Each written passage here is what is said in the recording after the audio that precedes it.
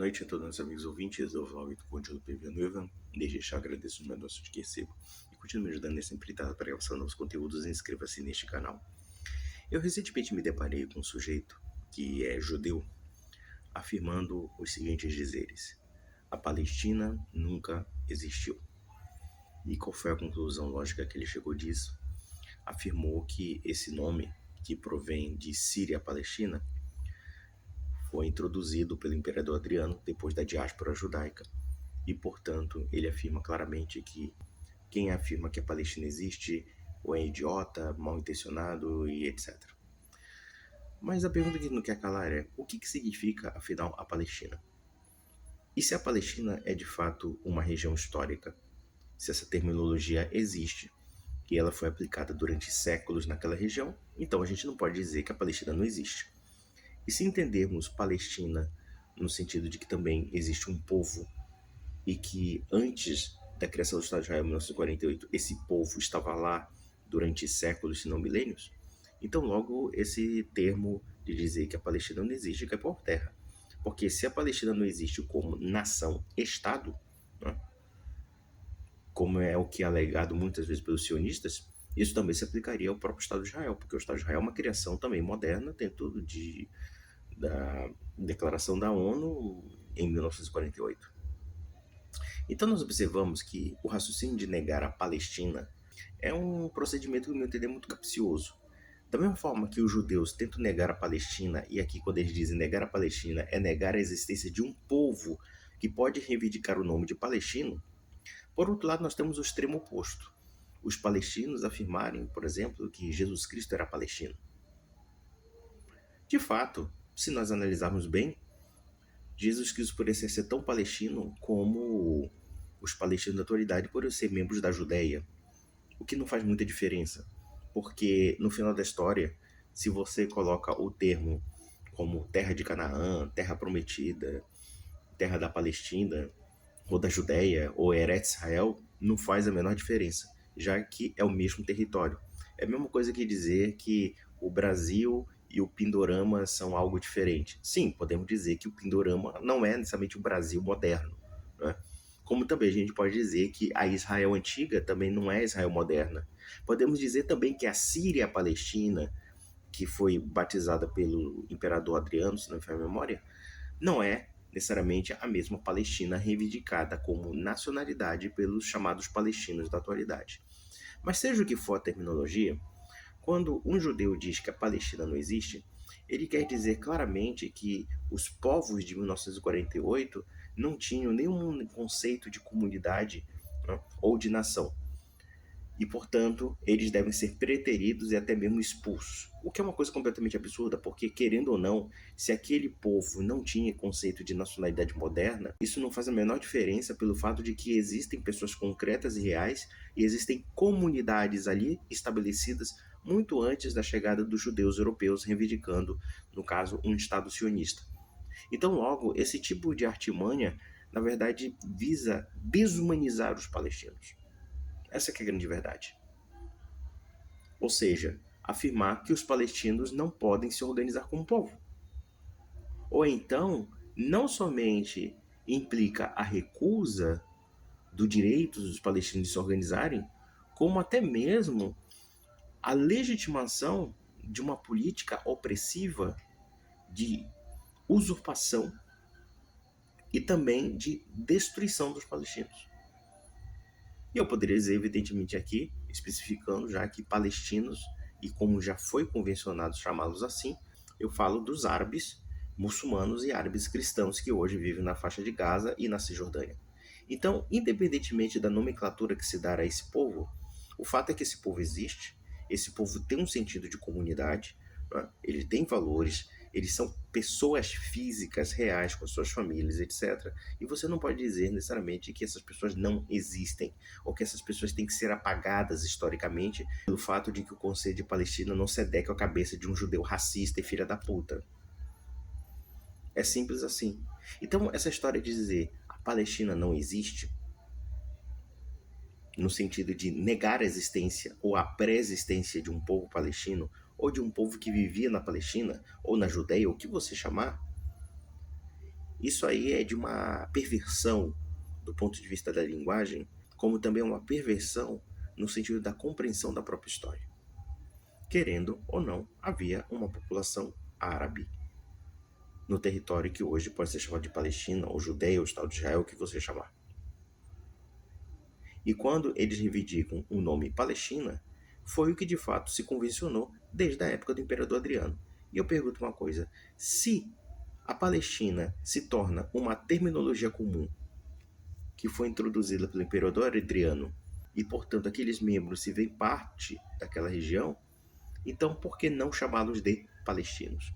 Ainda que eles não tinham, até a derrocada do Império Otomano, noções modernas, por assim dizer, noções europeias de Estado-nação ou de nacionalidade.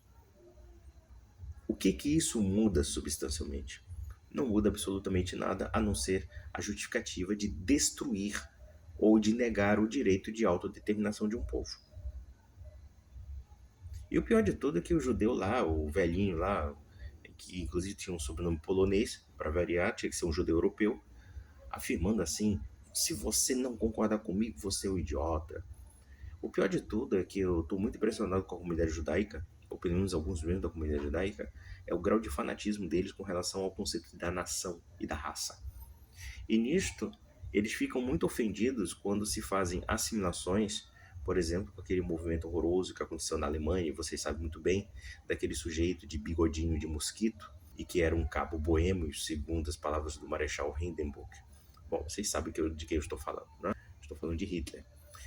Aí muitas pessoas poderiam ficar ofendidas e dizer: não, mas como você é capaz de comparar os judeus aos nacional-socialistas? Ora, da feita que vocês ficam justificando a supremacia racial judaica e achando que o fato de ser judeu implica um direito especial em detrimento de outros povos e até mesmo o direito de matar outros povos, como muitos judeus falam por aí, o direito de deportar pessoas, de tomar as suas casas, de roubar o seu território, roubar até o seu próprio país.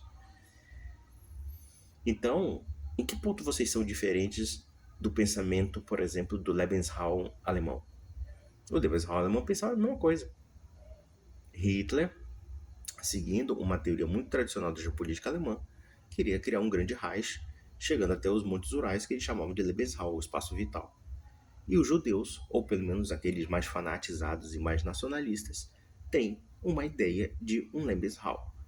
Parece que aquela concepção da chamada Grande Israel, longe de ser uma teoria conspiratória, parece estar se realizando no governo Netanyahu. E observe uma coisa, eu pergunto: existe diferença entre essa ideia que alguns dizem que ser teoria da conspiração, outros de ser invencionistas, mas que está se concretizando na ideia de deportação e expulsão dos palestinos depois de praticamente seu país ter sido destruído? No caso Gaza, 90% de Gaza está destruída, não tem mais hospital, não tem mais escola, não tem mais nada. Gaza foi pulverizada enquanto nação. Só sobrou realmente as pessoas que sobreviveram. E 90% dessa população refugiada, morando em acampamentos. E eu já vi outros judeus muito espirituosos dizendo: mas que absurdo, 70 anos, já foram expulsos de suas terras, então por que eles vão reivindicar? Toca a tua vida, vai embora. Não? É interessante, um sujeito que tem cara de europeu, loiro do olho azul e que se diz judeu, reivindica, depois de 2000 anos de história, hipoteticamente um território que não é dele, simplesmente tomando as terras dos outros. Mas um sujeito que teve as suas terras roubadas durante 70 anos não pode reivindicar nada. Só os judeus durante 2000 anos podem reivindicar alguma coisa. Baseado numa manipulação detestável e nojenta da Sagrada Escritura. E o mais interessante desse aspecto é que os protestantes evangélicos, nossos irmãos separados evangélicos, colaboram com essa farsa. E existem inúmeros trabalhos acadêmicos interessantes sobre isso, sobre a questão de como o movimento sionista explorou esse caráter bíblico da Eretz Israel, ou então da retomada dos territórios que podemos chamar de Palestina, Judéia, o que você chamar. Tudo bem, eu reconheço a existência de Israel, não nego a existência de Israel. Ele é um Estado, é uma questão de fato, né? Uma questão de fato, inclusive de direito, foi reconhecido como Estado e acabou. Tá? Não vou discutir essa questão. Mas, por outro lado, Mas, por outro lado, nós observamos que os judeus criam uma noção de distinção com demais outros povos. E será que isso pode até corroborar com o fato de que os judeus, tendo essa postura profundamente hostil à humanidade, colocando-se numa situação de superioridade, inclusive abusando de conceitos religiosos, já que os judeus que fundaram o Estado de Israel nem mesmo acreditavam em Deus, nem mesmo acreditavam na Bíblia, simplesmente eram pessoas que transformavam a tradição judaica numa mera cultura nacional, e detalhe, uma cultura nacional laica. Isso é que é interessante. O que os sionistas fizeram foram laicizar o judaísmo. Não é? Então a gente se pergunta da seguinte forma: isso também não pode colocar em xeque a questão daquela tese de que os judeus são sempre vítimas, de que os judeus são benevolentes, mas a humanidade é sempre contra eles, etc., já que eles têm essa postura sectária, essa postura, por assim dizer, até antissocial com relação a outros povos? É um questionamento que cabe aqui. E já voltando à questão dos evangélicos, os evangélicos se prestam a esse desserviço à fé cristã quando eles defendem um Estado que prega uma concepção de supremacia judaica. Né? E não somente isso, é um Estado que tem profunda hostilidade aos cristãos orientais. Mas para os protestantes evangélicos, no caso, eu falo aqui evangélicos, vamos separar, vou até fazer uma justiça aos protestantes históricos, tá? Os luteranos e os anglicanos que trabalham na Palestina e também no Estado de Israel, eles têm uma visão mais crítica e mais refratária da política israelense. Então a gente não pode confundir os luteranos, os anglicanos, né, com, por exemplo, essa turminha neopentecostal evangélica. São dois universos diferentes. Existem grandes trabalhos, principalmente no território palestino, de não somente de padres, sejam latinos, ortodoxos, etc., ou então padres católicos orientais, como também até mesmo de luteranos e anglicanos. Então, anglicanos também têm grandes trabalhos lá. Então, a gente tem que reconhecer e ser honesto o suficiente nisso. E vocês podem ter certeza, os protestantes históricos odeiam a política israelense. Odeiam. E odeiam com razão, porque eles não concordam com essa baboseira de que os judeus têm direitos históricos de tomar o território de povos que já estão lá estabelecidos há milhares de anos. As igrejas cristãs, tanto no caso a igreja católica como a igreja ortodoxa, como também até mesmo as igrejas protestantes históricas, são contra as políticas israelenses. Só o evangélico sectário neopentecostal que idolatra uma bandeira como o Estado de Israel, e idolatra inclusive um povo e uma raça, contrariando os princípios e os fundamentos da fé cristã, pois na nossa fé não há mais grego, não há mais judeu, não há romano, não há cita, todos somos um em Jesus Cristo. Em outras palavras, é a humanidade inteira, a humanidade que comporta todas as nações, e as diferenças de nação e de raça simplesmente são anuladas pela universalidade cristã. Os evangélicos que apoiam essa causa mórbida, essa causa bizarra de querer deportar pessoas, expulsá-las de suas casas, matar suas famílias, etc., eu digo, vocês também prostituem o evangelho e prostituem a mensagem do Nosso Senhor. Porque a mensagem do Nosso Senhor é uma mensagem universal. Não é uma mensagem favorável aos judeus ou aos palestinos. É uma mensagem que está aberta a todos.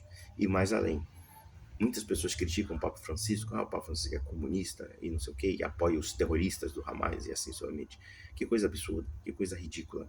Na verdade, ninguém apoia as políticas do Hamas, até porque foram deploráveis. O ataque que o Hamas fez contra os judeus é algo indefensável do ponto de vista ético e moral. Porém, nós temos também que acrescentar algumas coisas. O Hamas, lamentavelmente, é uma cria dos serviços de inteligência israelenses. Isso já está fartamente documentado. E muitos judeus aí, militantes, mentem absurdamente, dizendo que não, que isso é tudo inventão, né? De que é tudo invenção da mídia, blá blá blá. Não, sim. Aconteceu que os serviços israelenses nos anos 80 apoiaram o Hamas como contraponto ao LP para enfraquecer Yasser Arafat e a autoridade palestina. Esse é um fato muito bem elucidado. E parece que Israel fabricou um inimigo e também retroalimentou esse inimigo para justamente realizar a sua política de expulsão definitiva dos palestinos. E ao que parece, o Hamas caiu na isca, né? cometeu uma das maiores atrocidades, mas também uma das maiores políticas de imbecilidade humana, diga-se de passagem. Além de atroz, era imbecil. Brigaram com um inimigo 1000 vezes maior e deram todos os pretextos que Netanyahu queria. E tem um outro aspecto. Existem grandes indícios de que o Estado de Israel sabia desses ataques e permitia esses ataques para que houvesse uma mobilização brutal contra os palestinos, inclusive desproporcional. Porque uma coisa é combater o terrorismo, outra coisa é usar uma política de Estado para expulsar uma população inteira do seu território e simplesmente destruí-la enquanto comunidade existente. Porque, querendo ou não, existe uma comunidade palestina. Dizer que ela não existe porque Palestina é uma invenção do imperador Adriano, eles têm sentido de comunidade. Inclusive, eles querem construir uma nação, eles querem realmente afirmar a Palestina como nação. Então, logo, existe sim um sentido de comunidade que os mobiliza a criar o seu próprio Estado, como os judeus fizeram isso. Então, meus amigos, é chocante o que eu estou vendo. Se não é esses judeus malucos que aparecendo do nada, deveriam estar nas suas sinagogas, porque, em geral, no Brasil, os judeus sempre tiveram uma relação bastante amistosa com o Brasil. No entanto, esses judeus amalucados aí, que aparecem do nada, junto com evangélicos mais amalucados ainda, querem envolver o Brasil, que é um país pacífico, pelo menos nas relações internacionais, e um país que é muito respeitado na diplomacia, justamente porque é esse país que dialoga, esse país que tem jogo de cintura. Eles querem nos envolver numa briga que não é nossa. Muito pelo contrário. Nós temos que rezar pelo povo palestino, nós temos que torcer que os palestinos busquem a paz, e claro, nós temos que torcer pela paz entre israelenses e palestinos. Nós não queremos a destruição dos judeus. Né?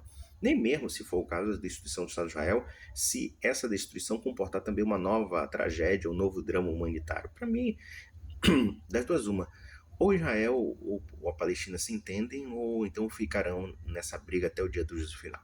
Então, meus amigos, um grande abraço e eu espero que tenham gostado dessas reflexões.